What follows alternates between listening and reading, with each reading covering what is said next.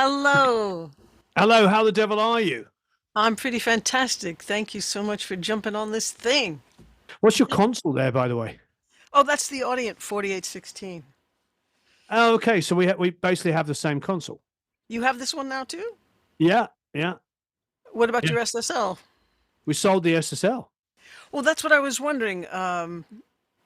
You not only changed locations, you're moving the studio, Yep, and now you got this guy. that's right. Yeah, we've That's got the fantastic. well, ours is a 24 channel. What is yours? It's 24 channel, but I can get up to 32 in and out because I have things hooked up to the 1 inch tape machine as well as the whole logic side of things. But that was marvelous. because my interfaces had the ADATs out. You know, like a Of lot of the course. new Apollos don't have the ADAT capability, so I don't get that extra 16 on Oh, each. they don't? No, I I, didn't I know thought that. this is terrible because every time you think you can move up and you can get more, they take some things away. I don't Right. like that. Don't like that at all. Well, that's kind of the way it works, isn't it? Yeah, to That, keep costs down and whatever. yeah, yeah. Yeah, It, yeah. it is what it is. But It's what it what is. I've always loved about you is your generosity and your friendliness and your approachability and you Oh, well, just thank you. you love this stuff so much that you just started teaching it. I mean, was teaching always part of your sharing? Well, we were just talking about that on a call, literally just before I started talking to you. We're talking to a young up and coming guy who we'd like to get behind and help, and asked the same question, and I was like, bunch of stuff. I've always been the guy that people called to ask questions. I feel like my working life. Was definitely built around obviously initially, was a guitar player. Um, did quite as a kid. I was I've got to make this sound modest, but I was always like kind of the wonder kid. I was 16. I was like practicing like crazy, and I was always the youngest guy in the band. I was like Hmm. 16 with guys like my age now. And I'd be like in a blues band, and I'd be, and I but it kind of got to a point where I don't know, aren't we all kind of obsessional when it comes to music? I wanted to be a really great guitar player. Then, of course, I wanted to engineer, so I had to be a really great engineer, and then I had to produce, and I just wanted to be really good at all of these kinds of things. So a lot of work I would get, Mm. um, especially once I moved to Los Angeles, was as kind of the all-in-one guy that maybe baby producers that were given opportunities that maybe they weren't necessarily ready for yet, and they could hire the guy like me who would come in and write the parts and often play the parts and know how to mic it up, make it sound great, all that stuff. Yeah, And it served me well. It got me on a lot of really big records. So that's so very cool. very blessed, but it's an interesting discussion because when I have a discussion sometimes openly, some people think that, oh, doesn't that cause resentment? Because you're kind of being hard as an engineer, but that you're giving all this other stuff. And I was like, I'm pretty blunt. I was like, I doubt if I would have got hired if I wasn't. You know what I mean? I know, and it wasn't very popular then to wear all the hats. No, You know, people no, thought it was almost an offense or, anti. but it was useful. Oh, it was It- super useful. Yeah. yeah, it got me a lot of work. So, yeah, and so I suppose I got to be that guy that people knew they could hire to do definitely more than one job, if not like eight. Um, but Right. also, then that what comes with that is with a higher skill set, I suppose, is people calling you up and asking you questions. What mic would you use here? I've only got this. How do I make that work? And before you know it, I was doing that a lot. And uh, my wife said to me one day, well, is there any way you can turn this into something a little bit more, uh, universal? And of course, YouTube really was definitely, and still is to a certain degree, that the place that you go to find this information out. I mean, we have 2,800 videos, and I'm in Yeah. like 2,400 of them. And That's amazing. and probably over half of those are just purely education based. I mean, I believe I have 8 videos on mixing low end. If you put in like produce like a pro, mix low end, 8 Right. videos will come up. And then of course there's all of the full mix blown mix videos I would do where I'm mixing low end inside of them. So there's probably Right. 50 videos just on, that teaching that subject. So And cool. yeah, it's great, and I get at least once a day, emails from people in universities around the world saying we use your videos while teaching, and at some very prestigious places, and it's pretty wonderful to know that, and a true blessing. So yeah, it was really that. It was the fact that I was doing that kind of service in real life, and then my wife said, "Well, why can't you just take it over to YouTube?" And then, of course, the second thing that kind of comes in is this idea that because I grew up I've grew up in a beautiful place. I grew up in a little village in England, but my father, not but my father was a painter and a sculptor. So that meant I had this beautiful arts background, and it was all classical music and loads of amazing jazz being played in the house. And so I had this great artistic upbringing, which is a blessing, really, really is. Not that you realize it Mm, at the time as a child, but right. I really got exposed to some pure greatness, but I had no formal training whatsoever, zero. And I didn't work in a recording studio. Now I did end up working in a recording studio, but not like the, janitor, runner, assistant engineer. I didn't come that way through. I came that Right. way through because I was that guy I had to know. And I remember some of my first sessions, I was already like an engineer, but I had already had 4-track cassettes and ways of working, Right. and had made records on my own before I got anywhere near a studio.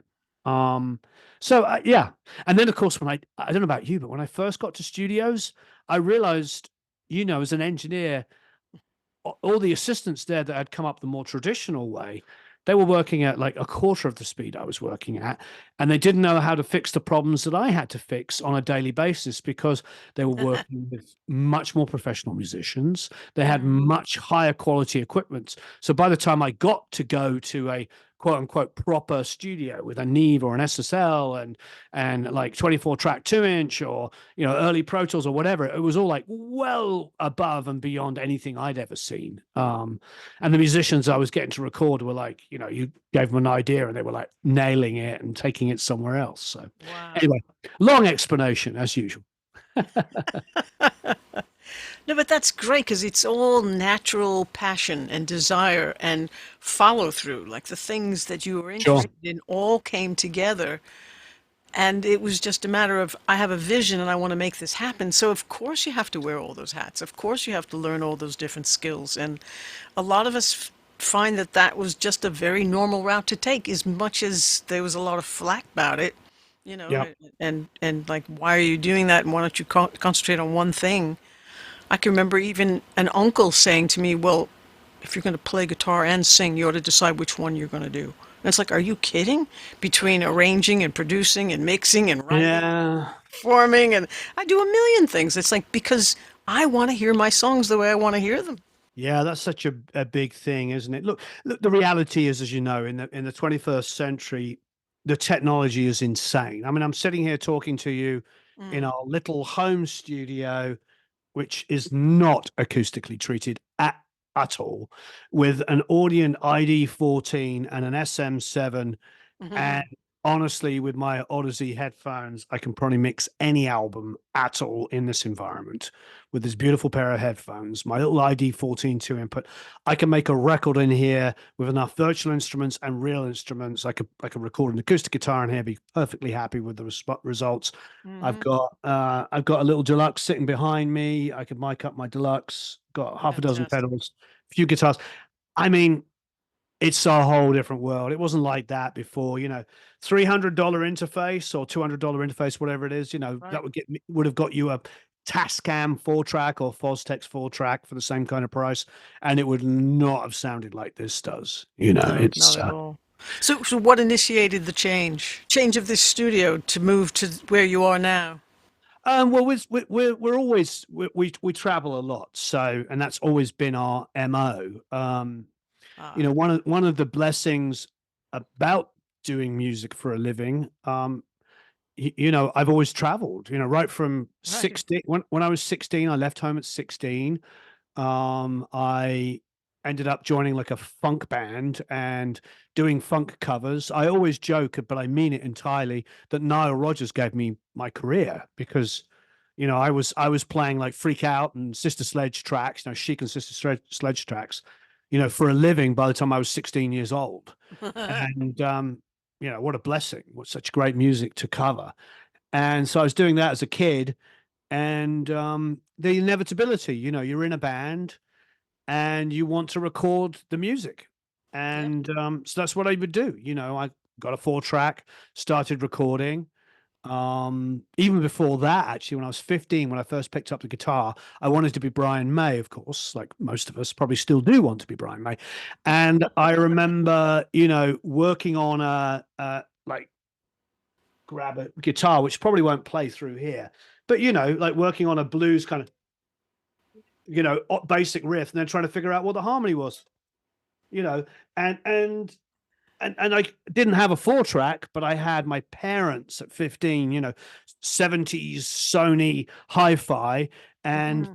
the Philips compact cassette. Remember the first ones with the black leather thing? And so I would record, you know, the microphone was only in the Philips. So I would put the cassette in the Philips. I'd play, you know, G, C, and D. I had my really bad blues harmony guitar riff that I'd figured out, played it, you know, I'd record the chords, I'd put that into the stereo and then play it back and do the overdub back into a second cassette, sorry, in the Philips, and then take that out and put that in there and play it again and overdub. Exactly. Yeah, That's and fantastic. of course, by the end of it, it was like, The but it was ocean. also, you know, you know, like a jinga. Probably I'm Yeah. singing it twice as fast, but you know, All but the you get my parts. point. But Yeah. yeah, it was like basic harmony, me trying to be Brian May and trying to That's figure awesome. out stuff. So I Yeah. had like all these like little, you know, 2 minute pieces of music that I wrote that eventually became songs. I remember That's I've so cool. and it's funny, I don't know about you, but I regurgitate ideas that I had from when I was like 16 now. They're Like still good. now. They're still there. Yeah. You know, and when you think of that, it doesn't sound that alien because when you think of all the great composers, not that I'm anywhere like that, but the great composers, you know, they will work on ideas for years and bring them forward.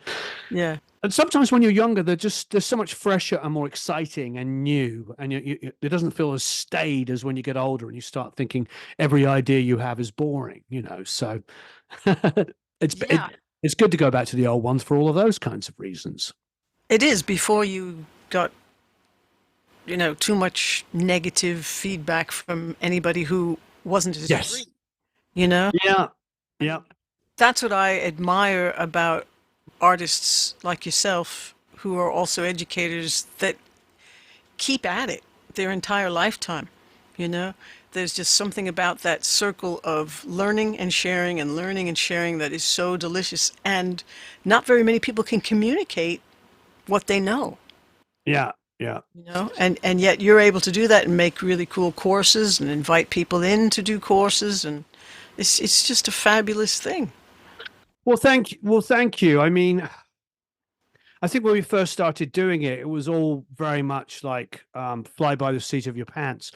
And to be honest, now, you know, nearly 10 years later, it's still like that. It's still like, you know, that's the great thing. It's like, you know, you're always kind of pushing the envelope and, you know, trying to make it, you know, trying to do something new, trying to do something fresh. I mean, it's so easy to be cynical about this stuff because now, of course, you know, with AI and everybody talking about that, and just more importantly, the fact that how easy it is just, you know, to go and reproduce other ideas by other people, and so it makes everybody very kind of negative. But Mm. I don't care, you know, I just keep doing it, you know, just keep, just keep doing it because I love this part of it, and now I sort of love this point of like finding other amazing people and sort of empowering them to do great things. Yeah, That's really really exciting to me. that's super cool. Now, I think it was a few years back, and you had said, I want to interview you. There were a lot of things I guess we had in common with that, just that whole lifetime of writing and recording and sharing. And how do you find that you stay optimistic? Like, where do you get your optimism from? Because you seem to be a very uncomplicated, not very competitive in that negative sense kind of Well, it's person. nice of you. That's nice of you to say because the reality is I do recognize a lot of the negativity in the online communities and online world. I do recognize it. I'd be foolish not to. Even Um, before online, it's just people, yeah, and I just try to stay out of the.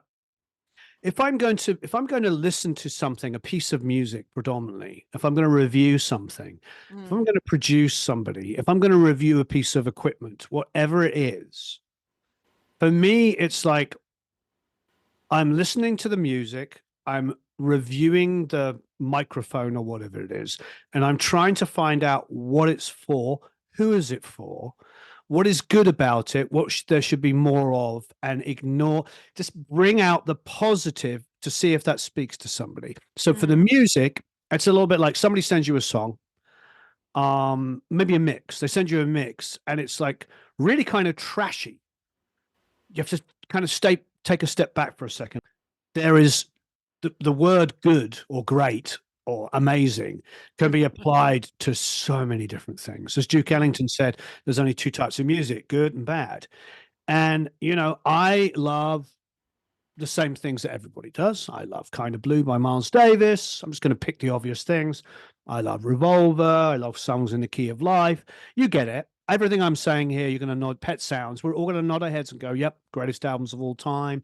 Nobody's going to argue with any of this stuff. But I also love the Velvet Underground, and I also like Raw Power by the Stooges, and because all of these things have value, and where most of the online world is built in, at least with music, is built around these kind of idea now of some level of perfection. There's mm, it's hard to watch videos by a lot of the really big people because they're well, not hard, but they'll always talk about stuff in a realm of like technical excellence. And mm, yet, some of the people I know, you like a lot of the same music I do. Some of those people weren't necessarily technical at all. I mean, I love the Paul McCartney quote, and I'm paraphrasing, and you probably know it better than me because you're even more of a Beatle head. But he said something to the fact of, "I wouldn't know what a 145 was, but I do know what G, C, and D is." And I think that's a very, very powerful thing. Where, in education, in particular, getting back to your talking about education, mm, you can, of course, talk about all of the technical stuff. Of course, you can do the Lydian, Phrygian, Mixolydian. Well, Mixolydian's obviously, but you can talk about all of these things. But you have to remember that 99.9% of the greatest music that was written by people who have no understanding of any of that. yes, Sit George Harrison down and say to him, "Oh, I really love that. In My Sweet Lord, you're doing that. F sharp minor B, so it's like kind of a 2-5, 2-5. It's great. Before you go to the 1-4, what's he gonna do? He would look at you and go, huh?"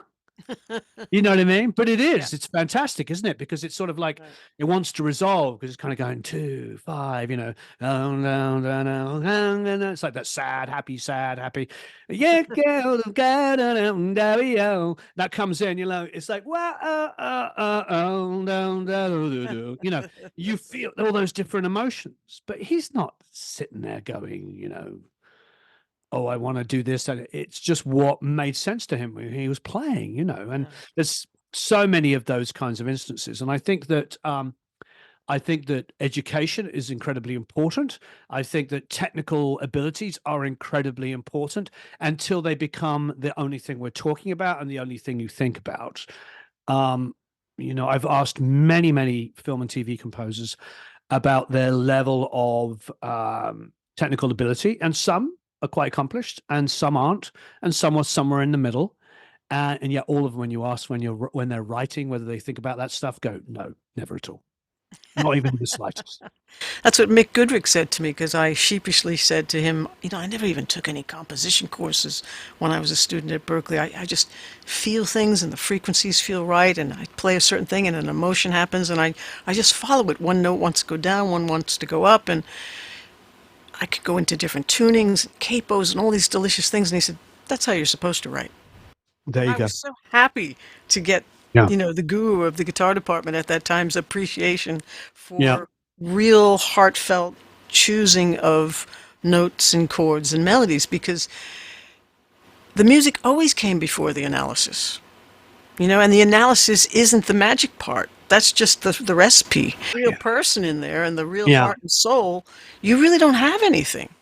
It's everything's sort of changed, isn't it? It's really changed. I feel like we're sort of back, almost back. Don't you feel like we're sort of back to the 80s? You remember in the 80s where, outside of the kind of indie kind of world, most of the music that was being made that was successful was very much built around like, those big, huge, like artificial drum sounds and the shredding guitar playing. Don't get me wrong, I love a lot of those musicians, Mm, but there was definitely this emphasis on technique and production and all this kind of stuff. And I mm, love all of those things, don't get me wrong. But I don't even often, I know that it falls into a way of claiming some kind of superior ground. If you're mm, teaching and you can spend your time talking about something which is at least seemingly highbrow to a big audience, then it's kind of like hey, I know this and you don't. There's a little bit of that, but right. but we're often talking about songs that were written by people that, yeah, don't know what 145 is, but they know what GCD is. Well, the cool thing about the Beatles, though, is that they played thousands of songs from the 30s, 40s, 50s, maybe even the 20s. They loved their parents' music. They grew up wanting to be Sure. Rodgers and Hammerstein. They wanted to be Yep. entertainers. They weren't rock stars to look up to be until Yep. they wanted to be Elvis, you know? And so Yep. they learned by apprenticeship. They used all those delicious chords. They weren't limited Sure. to you know, G, C, and D. They actually had all the colors, the biggest box of crayons, and Yep. they knew how they should go together by how they sounded and how they felt to them. And that was the Sure. best training ever. That's why they weren't limited. And so I grew up listening to Stevie Wonder and James Taylor and Yes and Chicago and Carly Simon Mhm. and all these fantastic artists, Doobie Brothers, that used these chords. To me, it was just their chords. I fell in love with harmony right away. Yeah. Yeah. You remember that first time you take like a three minor and make it into a dominant chord? You're like, whoa, what's that? Whoa, whoa.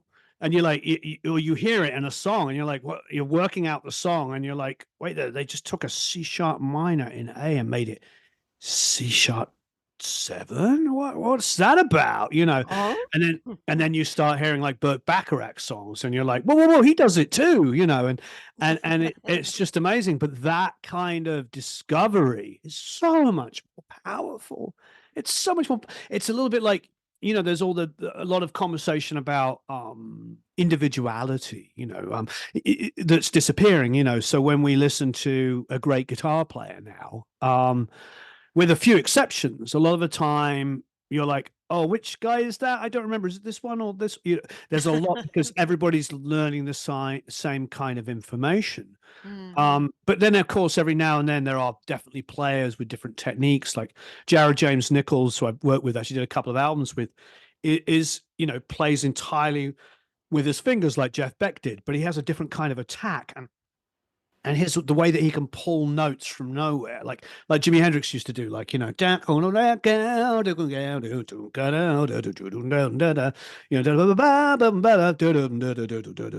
he goes full wah pedal straight down, and that note, just we used to call it as kids the note from God, because it just kind of goes straight through your soul.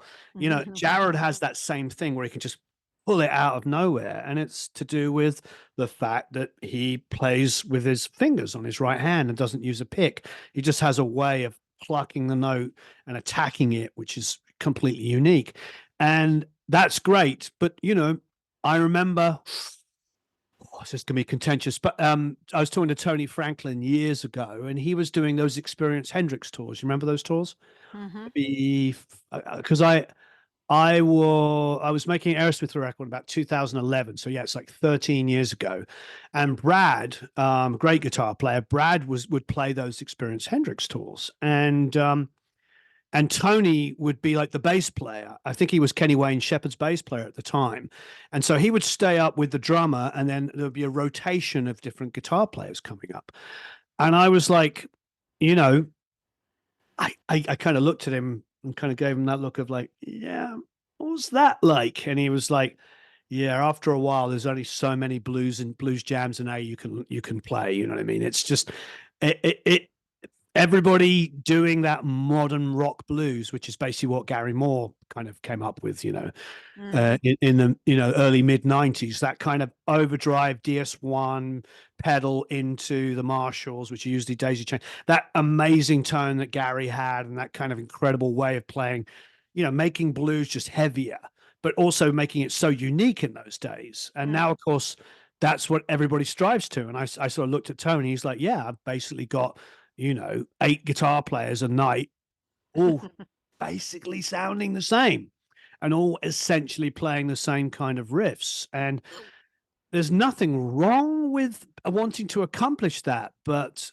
the individuality is what we're always calling out for. And the beautiful, beautiful thing about accessibility is you can raise your game, and tuition and all of this stuff is fantastic. The negative side is where you don't spin it your own way, and we all end up sounding the same.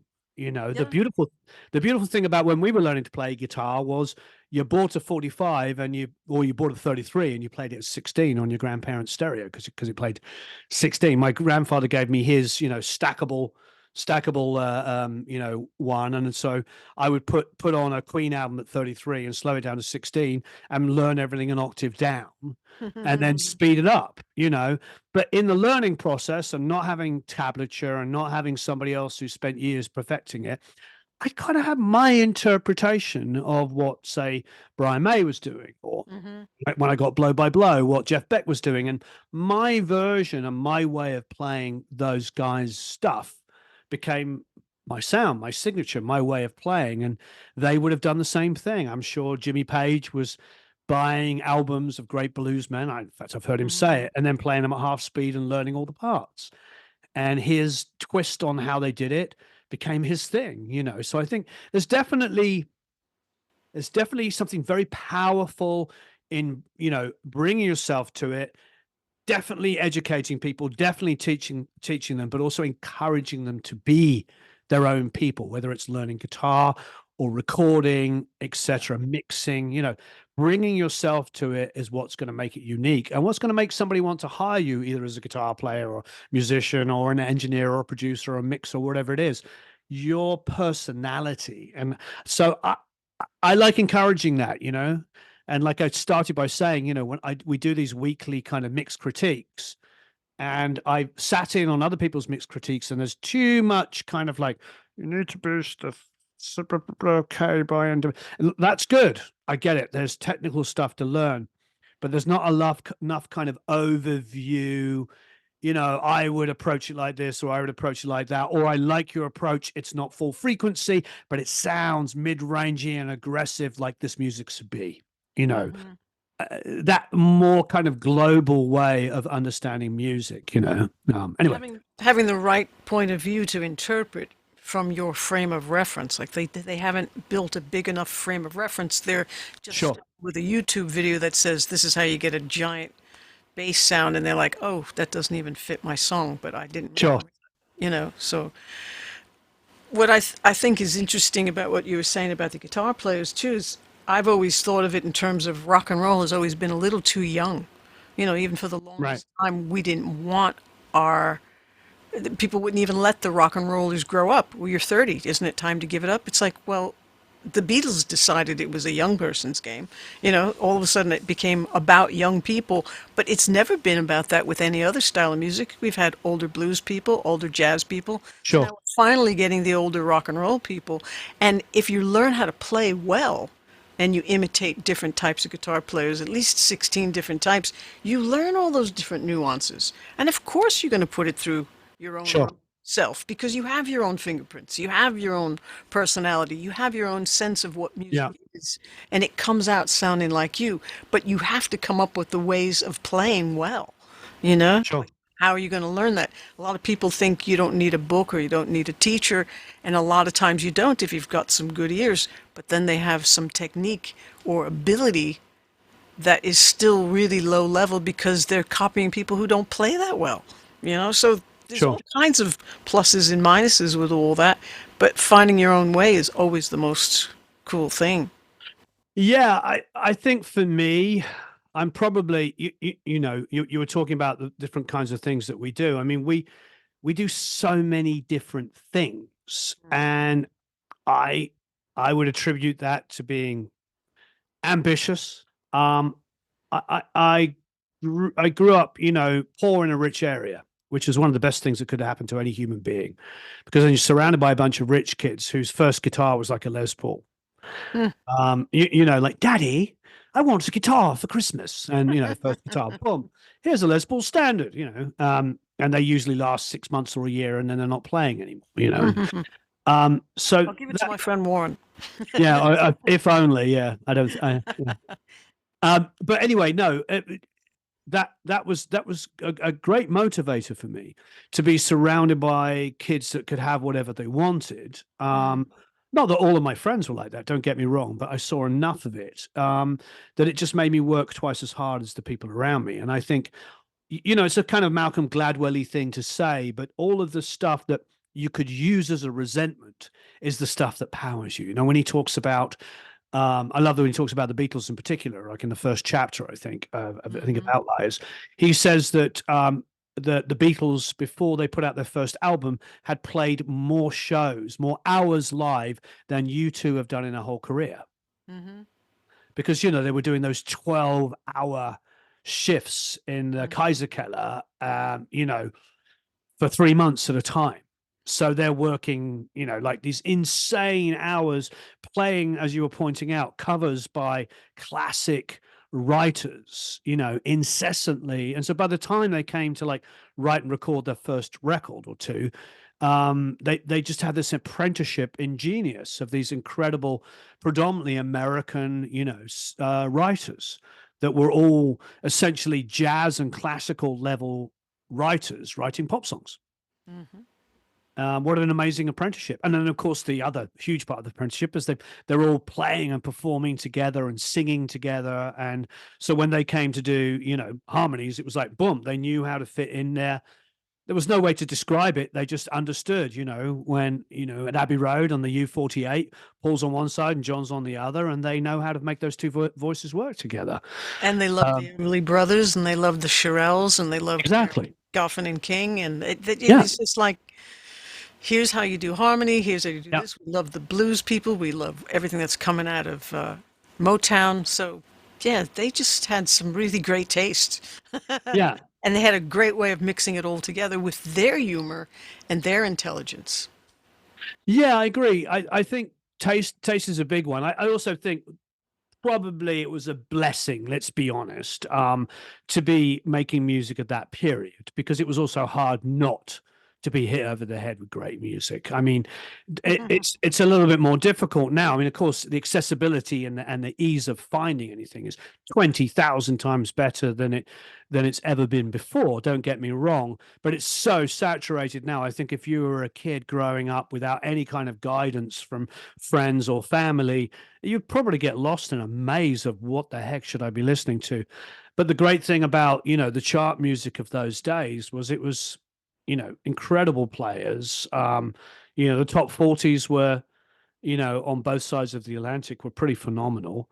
And then, of course, early 60s with the blues revolution that happened in Britain with, Alexis Corner, of course, with putting together Blues Incorporated, which of course became the Rolling Stones, and then the Yardbirds and all this stuff. He was able to cultivate a bunch of 13, 14, 15, 16-year-old kids, and help guide them into listening to Howling Wolf and Muddy Waters and all the other incredible music. And there was Mm-hmm. that blues revolution, that happened in the mid 60s in Britain, which of course then became, Deep Purple, Black Sabbath, and Led Zeppelin, and the birth of, trifecta, the birth of kind of metal in the late 60s. So it's like, yeah, it's a wonderful thing. I mean, now we live in such an incredible time of accessibility I was mentioning earlier, but I do worry and wonder how difficult it must be. Although I do have complete hope. I tell this story often. If my son can hear me, he'll hate me for it. But he was, I think he was 11, and we went down. Yeah, he was 11, and we went to. It was Sunday, and in those days, and I still try to never let my wife cook at all on Sundays. It's like it should be the day off. My father was a good cook, so he would often do Sunday roasts. It's not going to happen for me. I'm not no, nowhere near as good a cook as him, and certainly nowhere near as good a cook as my wife. But to cut a long story short, so we got in the car and I said to him, "Come with me." He's like, "Oh, do I have to?" As you'd expect from a child. But so he jumps in the car and we drive, and he goes, "Well, can we listen to music?" And it was before we could Bluetooth it in the car or whatever. And so he plugged in his cable and proceeded to play Donald Fagen Nightfly, and I was just like, "Oh," like I got super emotional, and I'm just. And he had completely discovered Donald Fagen and Steely Dan on his own. So I do think, and Steely Dan still his favorite band. I took him to Skunk Baxter a couple of years ago, and took him to Steely Dan, as well. That's When cool. they eventually played the Hollywood Bowl after all of those cancelled tours and stuff. Yeah, it was absolutely nuts. But yeah, anyway, so there is hope. He did that on his own, and I've never really asked him about how he got there, but he did, so it can be done. You know, And does he want to be a musician himself? no, not even in the slightest. No, I think I don't know whether us being musicians, it seems to help sometimes, but Mm. then I can also see they can probably see the hours and everything that goes into it, and I think young people now are probably looking at it going, why would I want to subject myself to that kind of lifestyle? I don't know. For me, it's always been about the music. Like, I really like making the noises, hitting Yeah, things, and playing all the different instruments, and writing as many songs as I'd like, and then putting them together and finding all the parts that make a nice arrangement. It's like I'm painting a sound picture. So it sure. was always important for me. And then I just decided it'd be nice to have some real gear and, semi-pro stuff, and just see what that brings to me. Like the whole adventure of putting all this together and figuring Sure. out how to get things to sound the way I want them to sound has just been so exciting. Like I'm very curious where it's going to go to next, because I have such a hybrid of old and new, and the connections keep changing, and what's going to plug into what. Like, one of my theories is, wouldn't it have been cool when they first started going digital if they had made the computer be there you are, if they had made the computer the console? I made these because they don't have any decent George Harrison mugs. Oh, they don't. I made four just for me, thank you, Vistaprint. And like the console itself could have been in the computer with all the automation, with all the everything in it, and then you could still hook things up. You Sure. know, now between the analog and the digital and the virtual, it's Well, insane. Tascam make that, and I believe Yamaha do, and maybe even Fostex, but Tascam do make that, and we've But we reviewed still it. need a laptop to be the tape recorder. Yeah, but I think no, you can record them onto SD cards. Oh, now, yeah, yeah, they have that Yeah. now. Yeah. So you just plug in the SD card and just record it and treat it like a console like you would back in the olden days. And then you can take your SD card and just load it into your computer and edit in there. And I think it does have the ability to do some basic editing, but obviously not to the same level as you would with a DAW Yeah. or a DAW. I keep getting told I've got to call it a DAW. Okay. Adorable. Right. What were some of the things you wanted to know when you were reaching out to me all those years ago? Thanks, Well, George. I think as a guitar player, just as a guitar player, I've always loved playing jazz in my fake ass way. And what's interesting, I'm going to say this to you. You know, the lick. Hmm. You know, I didn't. I've never, because I didn't come up under any tuition in jazz. I I didn't even know how to play it. You know what I mean? I didn't know it was a thing. I probably You don't even know which know, key even the means. 2-5-1 lick where it's Oh, the, well, there's yeah, billions of them, and I don't play any of them because I don't yeah, play jazz either. yeah. But you know what I mean? It's funny because when somebody pointed it out, I started hearing it a lot. Mm. But at the same time, it's just playing like the -7 on the two, coming down to the five. So five, five or finish. I think it Yeah, finishes on the major couple third of of the five, which arpeggios is and the indirect resolution and the resolve. yeah. Yeah, and It, it's it, cool. it, exactly, but it's interesting because I used to think that uh, there was something wrong with me because I couldn't sound like the other jazz cats, and then You I should didn't find a realize. book of all those 2-5-1 I didn't options. know there was a one. Is there? Yeah, yeah, where do I, definitely. where do I buy it? I didn't know there was Probably at such the a. Berkeley bookstore. Yeah, Well, at least I know somebody who has an inside track to the Berkeley bookstore. right. Yeah. Well, you're not missing anything. I mean, when I went to Berkeley, it was really predominantly a jazz school. So to be a Beatle at heart and to be Yeah, a woman and to be a woman guitar player and all that, yeah, it was not necessarily favorably looked upon. Yet my teacher saw my abilities and my contributions. And when another teacher said, you ought to teach here, and I mentioned it to him, he was like, well, you should definitely teach here. Like, we need more artists here who can communicate, that can share the side of it that isn't this gigantic So how long have you been intellectual teaching then? only. Since 1984. So that's Jesus, Mary and Joseph. 40 years this year. So yeah, it's a little bonkers. Yeah, And I taught tons and tons of people before Berkeley and since and during, so there's yeah. like over 10,000 people that I've mentored and or helped shape them as an artist to figure out what am I going to do with all this stuff, right? Yeah. Because there are a million books and there are all kinds of styles and there are all kinds of ways to play, but how does somebody find their own voice? That's what I'm most passionate about. How can I help you move towards what you're trying to say? Yeah, I think probably a lot of it is really just reassurance, isn't it? It's just, you know, That finding and something. self-permission. Yeah. Yeah, exactly. And self-exploration, like you were talking about. Because you and I sort of came driven, I don't know why, but Yeah. we were hungry for all those things. And so it didn't seem to be wearing too many hats. It was just desire. And I mean, a friend of mine says talent is eagerness. yeah, And I agree. what I'm seeing lately in a lot of current students is they don't have much eagerness to do much of anything. And that's disappointing. Well, I've never really said this to anybody, but one of the things is like I wasn't necessarily that happy. I was like looking for something that I loved that made me feel good, and and it wasn't drugs or alcohol as a kid, and it was Yeah, music. I loved listening to music. I loved getting lost in music. I that's remember great. getting a night at the opera for Christmas from my dad, and he gave it to me and said, "This is worthy." And I was a little kid.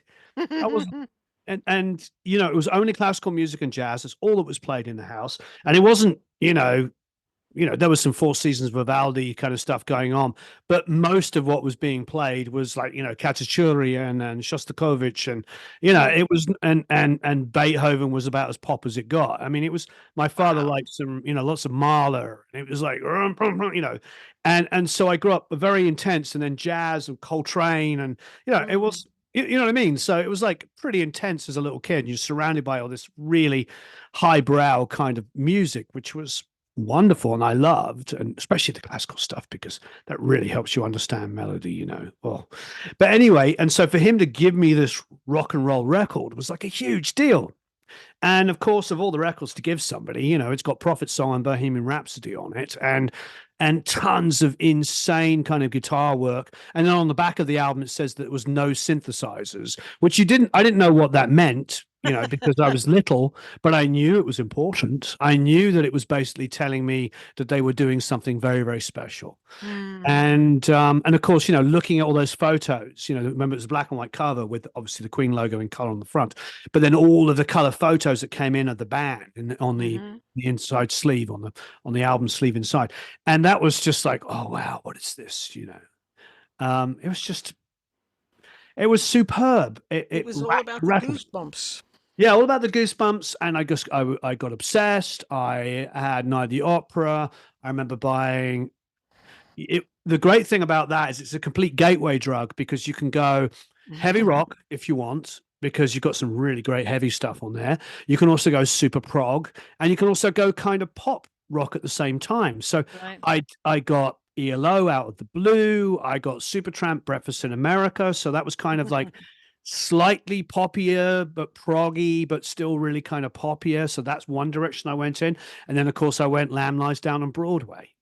I went into nursery crime, so I got into like Genesis and the stuff that came before, and of course I got into Zeppelin, and before you know it, it was just always music that was incredibly interesting. And what I didn't realize until I got older, the thread through all of these things, particularly Night at the Opera and Supertramp and ELO, was incredible production. Like, Mm. just ridiculous production. And I remember being 13 and hearing I think it was Pretzel Logic, or it may have been, I think it was Pretzel Logic, then Asia. But when I heard Steely Dan as well, I was just like, what is this? This is Hmm. insane. Um, because it was like starting to hear, because I heard the jazz and I heard the jazz funk and the jazz rock. I heard Blow by Blow, and of course, that was just like blew my mind. But Steely Dan seemed to like have this the jazz players, but just had a way of just kind of like molding them to create something that had all the elements of the jazz, but also had this incredible ability to write catchy songs. Hmm. Something that is an underlying thing that I always think of is because I've said this so many times. So, but for me, the extremes are easy. I really do. I'm sorry. I just think they're easy. I think it's easy to write a 7 minute, completely over the top, self indulgent, rock opera. It's also quite easy to write a 3 minute 6/4 1/5. I mean, you do F sharp minor D A E, and we can write a lot of really hooky melodies to go over it. What is really, really difficult to do is the two things together. And that's where, Bohemian Rhapsody wins and why it's such a massive song. And songs of that ilk are so massively influential because they hit so many things at once.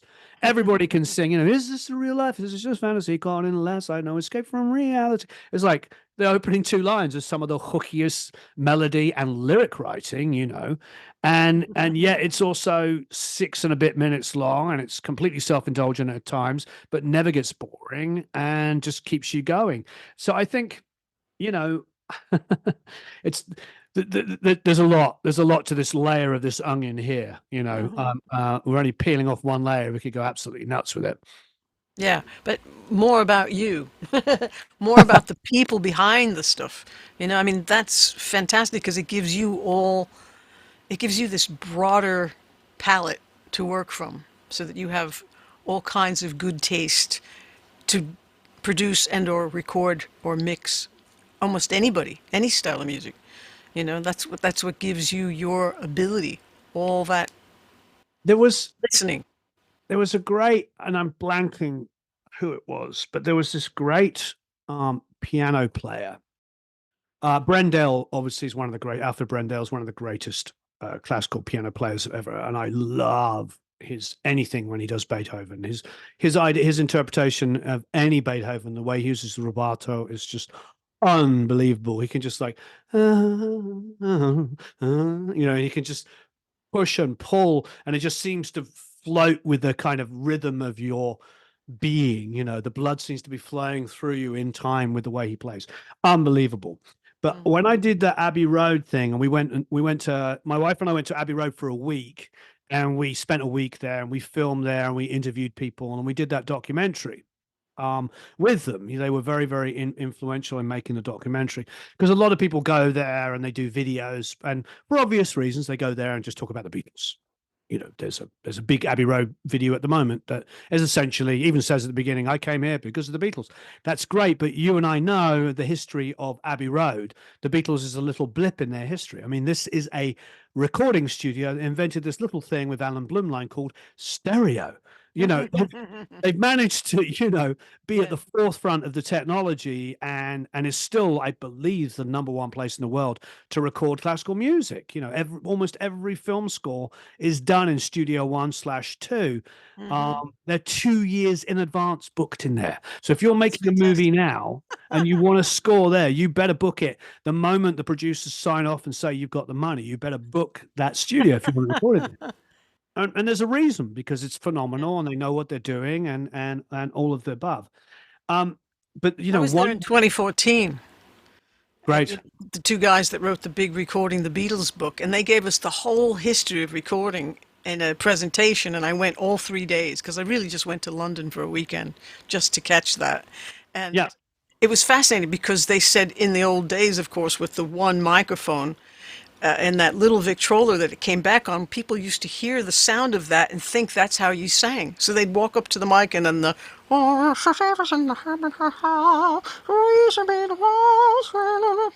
they'd sing like that, thinking that's the sound of I'm making a record. And they're like, no, that's just the sound of the Victrola. yeah, yeah, That's being yeah, reproduced of a sound of someone normally singing, like they had yeah, to yeah. start. Yeah, and then they went through all the gear and showed us all the stuff of the history. It was just phenomenal. Yeah, it's an amazing thing. We had a great time there. Lester, the mic guy, is just absolutely phenomenal, and such a sweetheart. Kasha and he got hit off really well. It was a lot of fun, lovely to see. But the reason why I bring it up Place is to be. Yeah. because they were one of the first people to really record anything to a high level.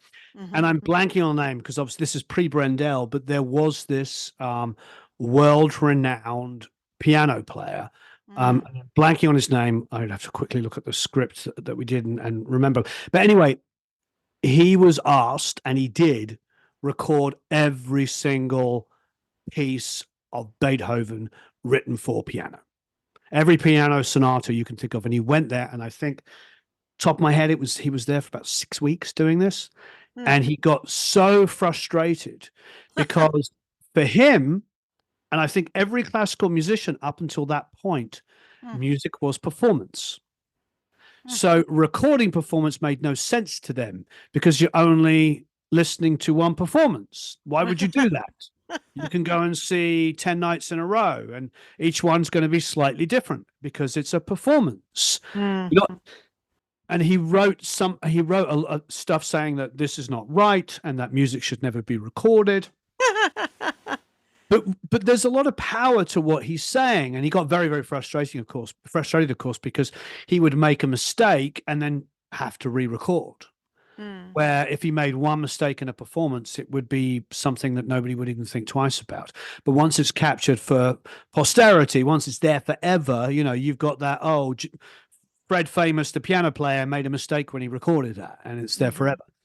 Um, but I do think it speaks a lot to how important performance is, and something that and you were saying earlier when you were talking about the Beatles and they were listening to their parents' kind of record collections like we all do, and the music that was still predominantly on the radio and in the charts was almost entirely jazz. And even the American rock and roll that was there, like Elvis and Bill Haley and everything, wasn't the only thing in the charts on both sides of the Atlantic. It was still was like maybe big band and crooners and some rock and roll, sneaking in there. Um, Hmm.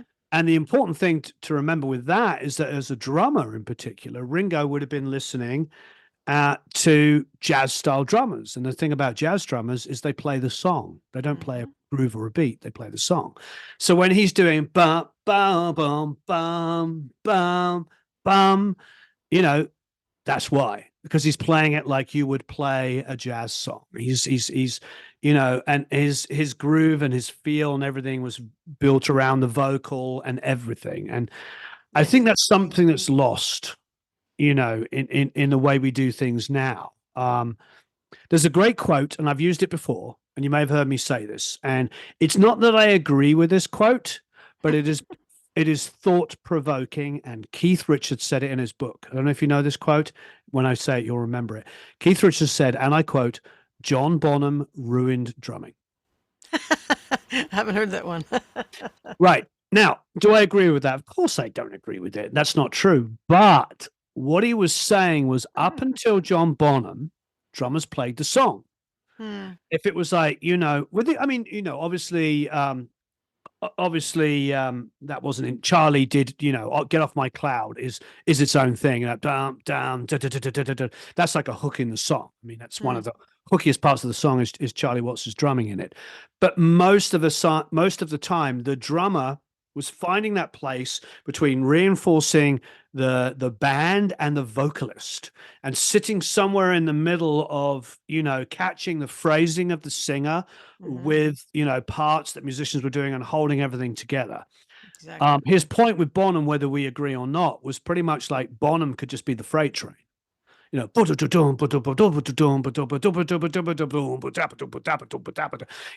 not doing da da dum da da da bum bum. He's just doing and he became this freight train that the song was built on, which of course is Hmm. totally valid.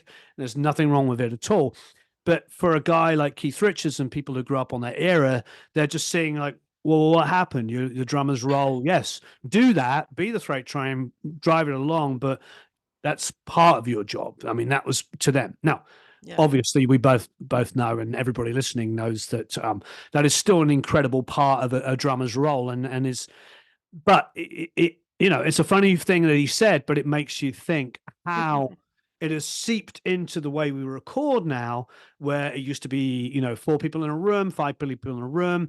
Then it moved into like 90s recording where it was a click track and the drummer plays and they edit together with tape or whatever the best take, even Chinagraph pencil and moving kicks around and getting it as tight as possible. Maybe either he was playing along or she was playing along to a guitar bass and a scratch vocal, but everything was overdubbed. And then of course we get to the world now where a drum track, maybe there's a couple of instruments playing along, but the drum track is essentially recorded to a click and then edited really tight to the grid, and then everything is laid on top. And that's where a lot of current, especially like metal and stuff, ends up. Um, so he's sort of illustrating where the journey sort of changed, where the Hmm. direction changed. And again, Ringo loved playing to the vocal, and I love that he would even just do tiny, simple little things because he was the orchestral percussionist. It only sure. needs this little thing. I mean, there was a giant drum audition for Pat Metheny, and the place was decked out with every kind of drum set and all kinds of things to hit and make music with. And everybody who came in were trying to impress him by playing a million different things. He was playing Right. something over the speakers and said, react to this. And they were all trying to impress him. But the guy who got the gig was the one who picked up the egg and went like this, because it's all it needed in that moment was this little egg. And to have this wisdom to Sure. know when to do something and to play the song or give the artist what the artist wants or the Yeah. producer, just to even have the ability to understand that you can't put everything that you know in one song. You Yeah. just Yeah. can't. It doesn't even Yeah. belong. Yeah. No, it's very true. It's very true. So Yeah, yeah, the it's. Beatles were ace at that.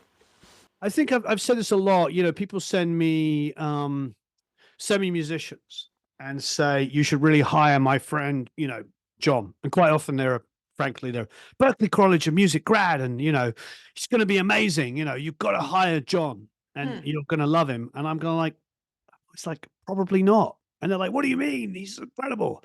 And I was like, well, the guys I hire, first of all, have Is had this for recording yeah, for or recording. And players? I'm like, Yeah, yeah, for recording. And helping out in the studio. I'm like, the guys I hire have worked with hundreds of different producers and engineers, have been beaten up till they're black and blue. And when they hear an acoustic guitar vocal demo in the control room, they go in and play the song. They don't come in and try to tell me all of the great things that they learn from watching Vinny play, where they're doing five on one hand and four on another, and the foot playing three. You know what I mean? They Yeah. don't do any of that. They just play the song. The best session players in the world sound like they've been in your band for the last 10 years touring the songs, and now they're making the record. Right. That's what a great session player does.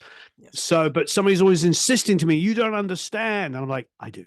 But they're like, no, you don't. This guy, he just came out of college and he's amazing. And I saw him play and he was playing 7 and 5 and 4 and 3 and 2 and 1 all at the same time while doing it. And I'm like, great, you know, Especially if they don't write their own music, they just don't yeah, have that muscle.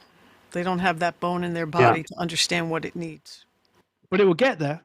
They will get there, but Yeah. it's just tough, you know, when the technical is so highly praised. It's but it's all part of the thing.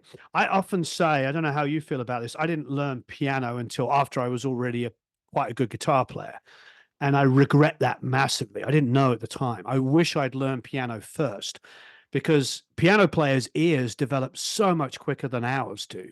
Because a middle C is a middle C. You know, they can see the relationships between notes so much easier. There's only one position of a middle C, where for us it's 1, 2, 3, 4, 5. I know you can reach on a guitar. And so there's so much more interpretation. Plus, I don't know, we're both old enough to remember, you know, when you just tuned to somebody in the band and you didn't have a tuner. So our ears weren't exactly you know, perfected in quite the same way, where a piano, with a couple of exceptions, but usually is just like, that's it, that's the note. So I kind of regret that, to say the least. But you know, it's yeah, it's as a guitar player, we don't quite develop the ear as quickly as a piano player does, but then we have such an amazing palette because we can do so much more with the instruments. You know, we can twist and cajole it to do all these different things, which you can do, of course, given synths and all of this kind of stuff. But a guitar is just one thing. You pick it up, there it is, off you go. God bless it. Well, I think colleges can only charge for information. Right, In our situations, people are coming to you and me because they're looking for someone to help them put the whole thing together and right, show them right. what it's all for, because you never stop learning, but Sure. how do you start creating? How do you start making it your own? That's not something anybody can teach you, really. Very true. It's just something that sort of you can help somebody develop and share how you're doing it, but it's a thing they have to go and experiment and live. So they have to get their chops together of creating things, making things. Yeah, yeah. Very true. I mean, what? Okay, so I'll throw something back at you. So then, if there was one thing that you wish the younger students that are coming up under you would ask, one thing that you wish they would work on more, what would it be? Well, these days, if we're talking specifically about guitar players, it's technique. You know, it's like use a good book, use a good teacher, get your hands working, because they're working against themselves when they don't have decent hand technique. The reason why the Beatles all played correctly is because they were using Bert Whedon's Learn Guitar in a Day. They didn't have maybe direct weekly lessons for years and years, but they learned all those cool voicings. That's why George was always wowing Bob Dylan with all those different inversions of drop twos and threes, because he had the book. You know, he wrote with delicious sounding chords, and the Beatles had access to all these sounds that they knew how they went together because of listening to such great music and playing, experiencing great music, you know. But I feel like people are playing, imitating some of the worst looking players, and, you know, it's like they sound like they're playing with two left feet sometimes. But then other than that, it's just try to, Well, who are they trying to imitate these days? Is it it just keeps changing and evolving, but it's usually some firecracker after another, you know. Like, in fact, over the last 30, 40 years, it's like guitar has become monophonic, like it's a flute. People just want to play single line note things and ferocious leads, like they're strangling an alligator and nothing else on guitar matters, and they're missing out on so many delicious things that the guitar can do with counterpoint and you know, right, right. chords and rhythm and groove and riffs. Sure. Oh, you know, all the good stuff. Yeah, there's I used this the other day. I remember I think it was in Guitar Style or or just in an interview that Joe Pass did, and he said it was a great quote. It's like, I don't understand why guitar players spend 90% of their life learning to play lead when 90% of the time they're going to be playing rhythm. They don't know that. But like even when somebody comes in playing some really amazing things, I go, where are you going to put that? Right. Where does that live? Where does that belong? Sure. Yeah, sure. So you do so many of these kinds of things, and it's been so cool that you did this with me. Thank you so much. Thank What you for don't, having me. what don't you actually get a chance to say that you feel is so important, or people don't know about you, or that you think Well, music needs I these think you got days? it out of me. You got it out of Yeah. me because yeah, because the one thing I don't really talk about is like honestly, music was one of those things that, and I think hopefully this can resonate. It was one of the few things as a child that actually made me happy, you know? Mm, And I think that when we talk about what is it that drives you or why did you end up putting all this time and energy into it, that mm-hmm. is a, that is a big reason. I mean, I have a very good friend It's the best um thing. who told me, and I won't say his name because it's not fair, but he's a well-known musician, and he told me that he was incredibly depressed as a child, like a little child, Mm, and it was music that saved his life, literally, like, and I won't go into all the horrible details, but he, it saved his life, awesome. and he became very successful. And I think that a version of that is true for me. It's like it is what made me happy. Mm-hmm. Putting on those headphones and my dad's big old 70s stereo and putting on these Mm. massive headphones, probably even bigger than the Odysseys I'm wearing at the moment, big kind of things on my little kid head, and obsessing and Kid head. listening to like one side of an album for 2 weeks before even turning it over, was some of the greatest memories of all time. I can still remember hearing so many great records for the first time. In headphones. Um, yeah. Yeah, and Um, you got to be in the music, not mhm. it's passively happening in the room and I don't even have to pay attention to it. It was like Yeah. subversion. It was just the most amazing thing. Still is. Yeah. Yeah. Still is. It's Yeah. incredible. Absolutely incredible. Well, thanks ever so much for having me on. This means a lot. And we'll do the same thing. We'll definitely have you on. What we need to do is do like a studio tour with you. I think that would be amazing. Could be fun. Yep, I'd love to. definitely. Thank you so much. I just love you so much and I think you're doing awesome things and thank you. Oh, you are very, very kind. Thank you ever so much. You rock. As You do you. rock jazz, blues, Beatle. I just rock Beatle basically. Pop rock originals. Amazing. Yeah. Thanks, Tim. Ciao. Thanks. Bye. Bye bye.